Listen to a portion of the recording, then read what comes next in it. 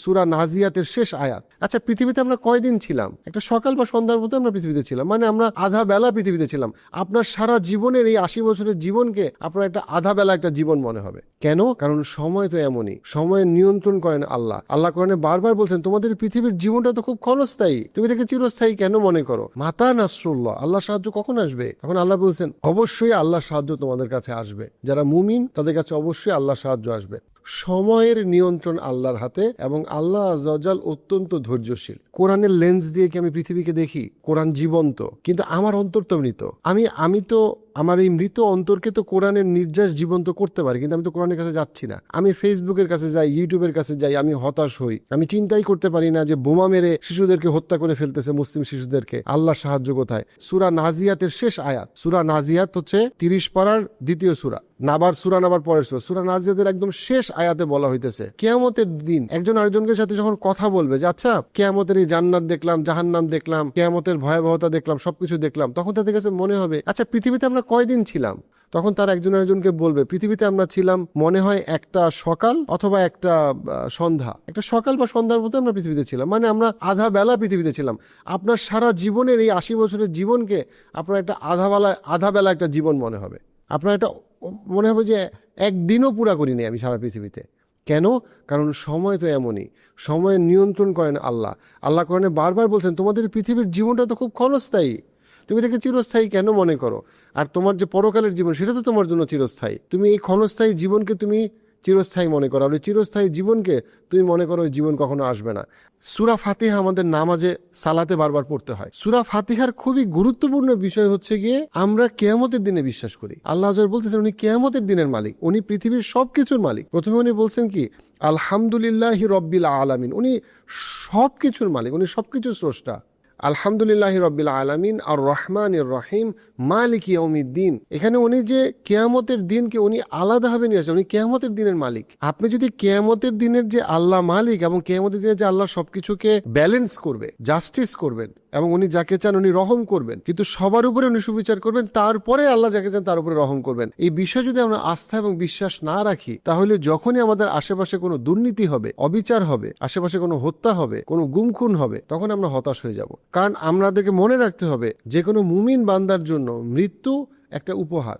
যে মানুষটা আল্লাহর পথে ছিল না তার জন্য মৃত্যুটা তার জন্য একটা অভিশাপ, কিন্তু যে মানুষটা আল্লাহর পথে ছিল তার জন্য মৃত্যু একটা উপহার। কারণ সে আল্লাহর কাছে যাবে, তার আর কোনো টেনশন ভয় নাই, আল্লাহ তাকে ক্ষমা করে দিবে। তাকে এক মুহূর্ত, হাদিসে আসছে, যখন সে জান্নাতকে অনুভব করবে তখন তার কাছে মনে হবে তার জীবনে কোনো কষ্ট ছিল না। আর যে মানুষটা পৃথিবীতে অবিচার অনাচার করছে কিন্তু পার্থিব দৃষ্টিকোণ থেকে সে সুখে ছিল, সে যখন এক মুহূর্ত জাহান্নামে থাকবে তার কাছে মনে হবে পৃথিবীতে তার কোনো সুখের অভিজ্ঞতা তার নাই। এই বিষয় যদি আমরা বিশ্বাস আস্থা না রাখি তাহলে আমরা ইমানদার থাকবো না, আমরা ইমান ইসলামের পথে থাকবো না। আপনি যখন সময়ে আল্লাহ নিয়ন্ত্রণ করেন এটা যদি আপনি বিশ্বাস না করেন তাহলে কোনোভাবেই আপনি আল্লাহর আযজা ওয়া জাল্লার উপর আস্থা রাখতে পারবেন না। দেখেন প্রায় ৩৫০০ বছর ধরে মূসা আলাইহিস সালাম আজকে পৃথিবীর ইতিহাসে উনি একজন নায়ক, মহানায়ক, কিংবদন্তি। কিন্তু আপনি যদি মূসা আলাইহিস সালাম যখন বড় হইতেছে ওই সময় যদি আপনি তার সাথে বড় হইতেন, আপনার কাছে মনে হইতো যে আল্লাহ সাহায্য কোথায়?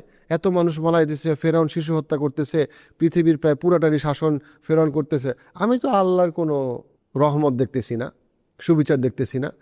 এখন আপনি যখন বিশ্বাস করেন, কোরআন পড়েন, আপনাকে আল্লাহ আযজা ওয়া জাল কি দেখাইতেছেন যে তুমি তোমার দেখার ফ্রেমটাকে বড় করো। আল্লাহ আযজা ওয়া জাল ধৈর্যশীল।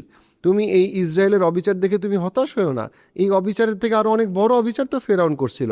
ফেরাউনের পতনের কথা কি তোমাকে জানানো হয় নাই? তাহলে তুমি ইসরায়েলের এই অবিচার দেখে তুমি কেন হতাশ হয়ে যাচ্ছ?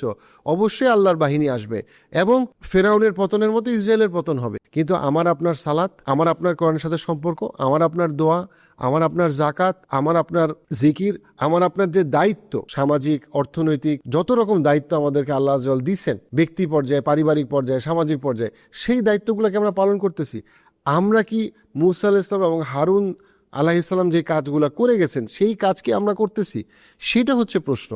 আমরা অনেক সময় হতাশ হই পৃথিবীর অনেক কিছু দেখে, যেটাতে হতাশ হওয়াটা স্বাভাবিক, কিন্তু যদি আমাদের আল্লাহর সাথে সম্পর্কটা স্ট্রং থাকে আমরা দোয়া করব এবং আমাদের নিজেদের যে কাজগুলা সেই নিজেদের কাজগুলো আমরা করব।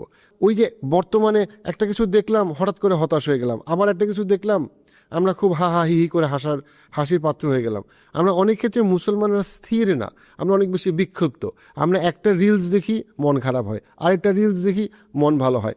Eventually we become desensitized. দেখেন আজকে থেকে 30-40 বছর আগে যখন আমরা আমাদের মুসলমান হিসেবে দায়িত্বের কথা বলবো, যে দায়িত্বের কথা চিন্তা করছে, সেই জায়গাটা আমি বলবো যে দেখেন একটা প্রজন্মের মুসলমানরা যদি ঠিক মতো দায়িত্ব পালন করে, একটা হচ্ছে আল্লাহর সাথে দায়িত্ব, আরেকটা হচ্ছে গিয়ে পৃথিবীর সংস্কারের জন্য এক্সিলেন্সের পথে কাজ করে, একটা প্রজন্ম কত কিছু করে ফেলতে পারে।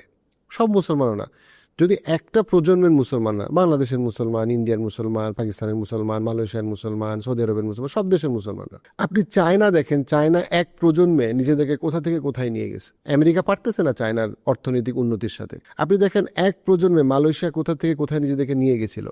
একটা প্রজন্ম অ্যাপ্রক্সিমেটলি 30 বছর।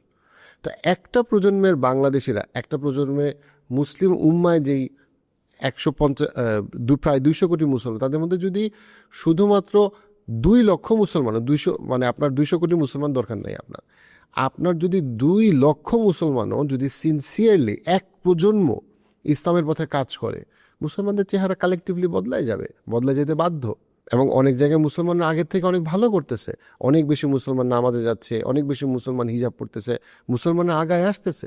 কিন্তু আমাদের আরেকটা খুবই বড় একটা প্রবলেম আমি মনে করি এই বিষয়ে আলোচনার ক্ষেত্রে, সেটা হইল আমরা মুসলমানরা সব ক্ষেত্রে মনে করি যে আমরা প্রচণ্ড রকম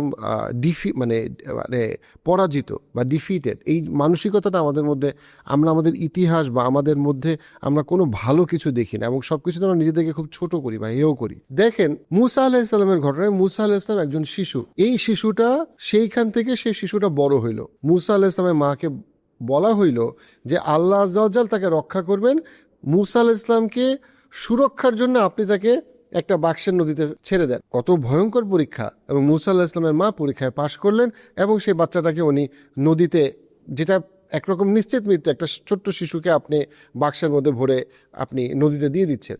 কিন্তু মুসা আলাইহিস সালাম ঠিকই উনি আল্লাহ আযজা ওয়া জালের রহমতে, প্রোটেকশনে উনি বড় হতে থাকলেন। কিন্তু খেয়াল করেন, সেই মুসা আলাইহিস সালাম বড় হইল, সেখান থেকে এক শহর থেকে উনি আরেক শহরে গেলেন, উনি সেখানে 8 থেকে 10 বছর উনি কাজ করলেন, কৃষি কাজ করলেন, পশুপালন করলেন।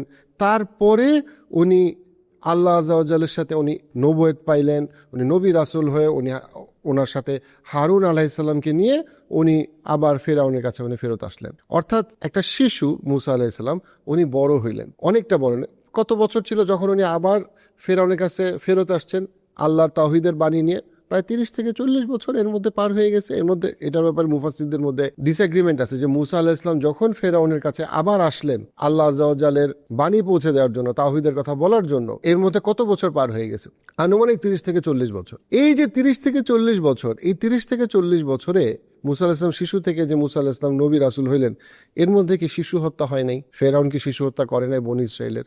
ফেরাউন কি কন্টিনিউয়াসলি বনী ইসরাইলকে টর্চার করে নাই? করছেন। কিন্তু মুসা আলাইহিস সালাম বড় হইল, মুসা আলাইহিস সালাম তো শিশু অবস্থাতেই ফেরাউনকে দমন করতে পারে না বা দমন করে নাই। আল্লাহ আযজা ওয়া জাল বিষয়টাকে এইভাবে সংগঠিত করার নাই। আল্লাহ আযজা ওয়া জালের যে পরিকল্পনা সেটাই বাস্তবায়িত হবে। এবং সেই পরিকল্পনা কি ছিল?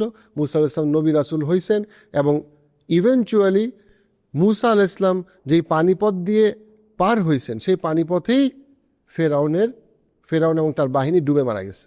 কিন্তু এই যে সময়কাল, এই যে 30 থেকে 40 বছরের সময়কাল, এই সময়কালে যে অবিচারগুলা হইছে, বা মুসা আলাইহিস সালাম আসার আগে ফেরাউন যে অবিচারগুলা করছে, সেই ব্যাপারে পরিণতি কি? কিয়ামতের দিন সবার জন্য সুবিচার হবে। কিন্তু এই পৃথিবীতে আপনি দেখেন মানুষ অস্থির হয়ে গেছে, কি হইল, কি হবে।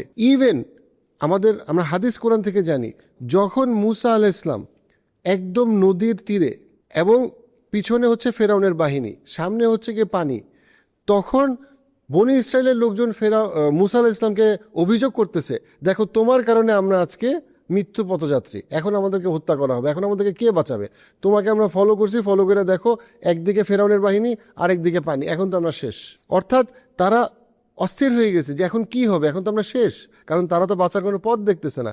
তারপরে আল্লাহর রহমতে আমরা জানি ওই পানিপথ স্থলপথে পরিণত হইল কাদের জন্য? মুসা আলাইহিস সালাম এবং তার বাহিনীর জন্য। কাদের জন্য হইল না? ফেরাউনের বাহিনীর জন্য, এবং ফেরাউনের পতন হইল। তাইলে 30 থেকে 40 বছরের এই যে এত মানুষ অসহায়ভাবে মারা গেল, তাদের কি হইল? তাদেরকে আল্লাহ আযজা ওয়া জাল এমন পুরস্কার দিবেন, এমন পুরস্কার দিবেন যে পুরস্কারের জন্য তাদের কাছে কখনোই তাদের জীবনে কোনো ব্যথা বেদনার কথা তাদের মনে থাকবে না। কিন্তু আপনি দেখেন, এই যে 30 থেকে 40 বছরের যে অভাব অভিযোগ বা অবিচার পৃথিবীতে হয়েছে, তার তুলনায় এই যে মুসা আলাইহিস সালাম 3200 বা 3400 বছর ধরে উনি কি ইতিহাসের পাতায় উনি কিন্তু হিরো। 3200 বা 3400 বছর ধরে মুসা আলাইহিস সালাম হিরো। মুসা আলাইহিস সালাম বাইবেলে ওনার কথা সবচেয়ে বেশি বার বর্ণিত হয়েছে নবীদের মধ্যে। কোরআনে নবী রাসূল সাল্লাল্লাহু আলাইহি ওয়াসাল্লাম, নবী রাসূলদের মধ্যে মুসা আলাইহিস সালামের কথা সবচেয়ে বেশি বার বর্ণিত হয়েছে। 3000 বছরের বেশি সময় ধরে মুসা আলাইহিস সালাম পৃথিবীর ইতিহাসে একজন হিরো। ভিলেনকে ফেরাউন। ফেরাউন ওই সময়, আপনি যদি ফেরাউনের সময় নিজেকে কল্পনা করেন, আপনি যদি নিজেকে বনি ইসরায়েলের একজন সদস্য হিসেবে কল্পনা করেন, আপনার কাছে মনে হবে কত বড় অবিচার, কত বড় জুলুম, কত খারাপ। শিশুরা হত্যা হইতেছে, আমাদেরকে দাস হিসেবে আমাদের সাথে কত রকম অবিচার করা হইতেছে। আল্লাহর সাহায্য কোথায়? 30 বছর, 40 বছর, 50 বছর পার হয়ে যেতেছে, আমরা তো আল্লাহর সাহায্য দেখি না। কিন্তু আপনি যখন এখন কোরআনের দিকে তাকান, আপনি কিন্তু ফেরাউনকেই খুঁজে পান না। আপনার কাছে মুসা আলাইহিস সালামের গল্পটাই আপনার কাছে মনে হয়, হ্যাঁ মুসা আলাইহিস সালামই তো হিরো। এক্স্যাক্টলি একইভাবে নেতানিয়াহুর এমনভাবে পতন হবে, এবং পৃথিবীর ইতিহাসে নেতানিয়াহু এবং ফেরাউনদের এমনভাবে পতন বারবার হয়েছে, অ্যাজ ইফ তারা কখনো ছিল না, তারা ভিলেন এবং তারা শেষ হয়ে গেছে। তারা যখন বেঁচে ছিল, মানুষ মনে করছে হায় হায় পৃথিবী এত খারাপ জায়গা, এত নোংরামি, আল্লাহর সাহায্য কোথায়? কিন্তু তারা এমনভাবে হারায় গেছে অ্যাজ ইফ তারা কখনো ছিল না। এবং কোরআনে এক্স্যাক্টলি এই কথাটা বলা হয়েছে। কোরআনে আল্লাহ আযজা ওয়া জাল বলতেছেন, তোমরা কি মনে করো যে তোমাদেরকে এমনি এমনি জান্নাতে প্রবেশ তোমরা পড়বা? কিন্তু তোমাদের পূর্বের যারা প্রজন্ম ছিল তাদেরকে যেভাবে পরীক্ষা করা হয়েছে, তোমাদেরকে এভাবে পরীক্ষা করা হবে না? কিভাবে পরীক্ষা করা হয়েছে? জান মালের নিরাপত্তাহীনতা, দারিদ্রতা, দুর্ভিক্ষ, অবিচার, অনাচার দিয়ে তোমাদের পুরো এমন পরিমাণে পরীক্ষা করা হয়েছে, টু আ পয়েন্ট যেখানে তাদের মধ্যে যারা নবী রাসূল ছিলেন তাদের কাছেও মনে হয়েছে আল্লাহর সাহায্য কখন আসবে? মাতা নাসরুল্লাহ, আল্লাহর সাহায্য কখন আসবে, কিভাবে আসবে, কখন আসবে? তারা অপেক্ষা করতেছিল, তারা দোয়া করতেছিল, তারা চাইতেছিল, তাদের মধ্যে এই আর্তনাদ, উৎকণ্ঠা ছিল। তখন আল্লাহ বলছেন, অবশ্যই আল্লাহর সাহায্য তোমাদের কাছে আসবে। যারা মুমিন তাদের কাছে অবশ্যই আল্লাহর সাহায্য আসবে, এবং আল্লাহর সাহায্য আসছে। আপনি দেখেন রাসূলুল্লাহ সাল্লাল্লাহু আলাইহি ওয়াসাল্লামের কাছে আল্লাহর সাহায্য আসছে। আপনি যদি তায়েফের ঘটনার সময় নিজেকে কল্পনা করেন, আপনার কাছে মনে হবে এত ভালো একজন মানুষ আমাদের নবী সাল্লাল্লাহু আলাইহি ওয়াসাল্লাম, ওনাকে এইভাবে পাথর মারলো, রক্তাক্ত করলো, আল্লাহর সাহায্য কোথায়? কিন্তু দেখেন, আপনি যখন এখন তায়েফের ঘটনাটা দেখেন, আপনি জানেন আল্লাহর সাহায্য আসছে। একইভাবে প্যালেস্টিনিয়ানদের জন্য আল্লাহর সাহায্য আসবে, অবশ্যই আসবে।